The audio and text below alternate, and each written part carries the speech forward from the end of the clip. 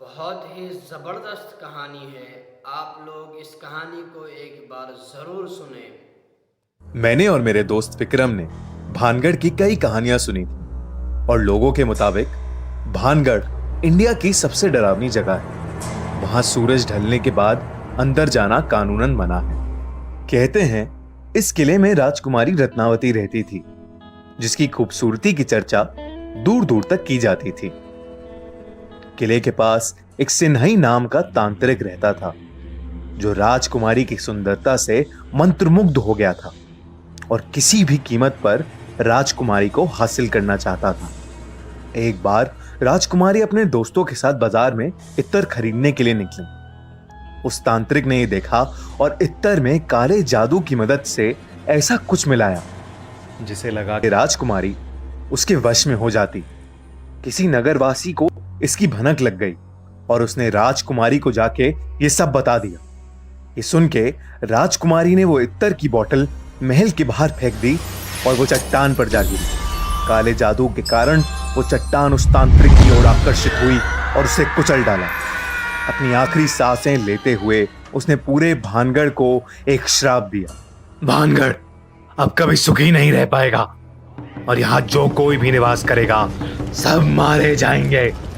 उसके कुछ ही दिनों बाद मुगल योद्धाओं ने भानगढ़ में घुस के उस पर कब्जा कर लिया। उस लड़ाई में 10,000 लोग मारे गए, जिसमें कई औरतें और छोटे बच्चे भी थे। राजकुमारी रत्नावती को उन्हीं के कमरे में घुस के मार दिया गया था।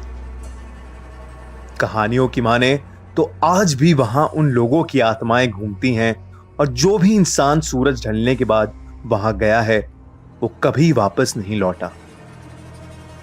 हमने सोचा कि हम भानगढ़ जाके पता लगाएं कि क्या सच में वो इतनी भयानक जगह है या ये सब सिर्फ एक कहानी है। करीब रात 8 बजे गार्ड को कुछ पैसे देके हम अंदर घुस गए। अंदर घुसते ही कुछ ऐसा लग रहा था जैसे हवा रुक गई हो और एक अजीब सी घुटन हो रही थी। हमने किले के 1-2 चक्कर लगाए, लेकिन हमें कहीं कुछ भूतिया नहीं मिला। मुझे एक जरूरी कॉल करना था और नेटवर्क के चक्कर में मैं किले के एक दूसरी तरफ चला गया। जैसे ही मैंने कॉल मिलाया तभी मुझे किसी लड़की की चीख सुनाई दी और मैं भागा भागा विक्रम के पास लौटा, पर वो वहां था ही नहीं। मैंने उसे काफी आवाज लगाई, विक्रम विक्रम, पर कोई जवाब नहीं आया। तभी मुझे ऊपर के कमरे से एक थम करके आवाज आई तो मैं उस तरफ चलने लगा। जैसे ही मैं सीढ़ियां चढ़ रहा था वैसे ही मुझे पायल की छन छन सुनाई दी और मुझे लगा कि मेरी बगल से कोई लड़की भागी। अब मुझे काफी ज्यादा डर लगने लगा था। मैं फिर चिल्लाया, विक्रम विक्रम। मैं महल का हर एक कमरा देख रहा था।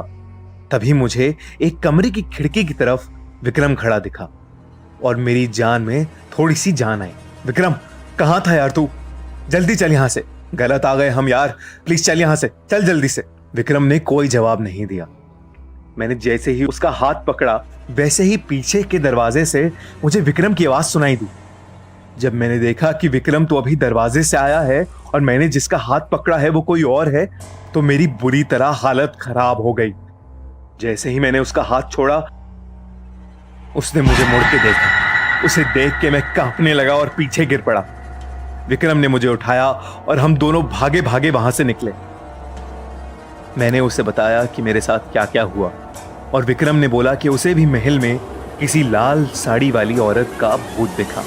हम वहां से बच के अपने घर तो आ गए, लेकिन उस घटना के बाद अब हम कभी भानगढ़ की कहानियों को नजरअंदाज नहीं करते और ना ही किसी को वहां जाने की सलाह देते हैं।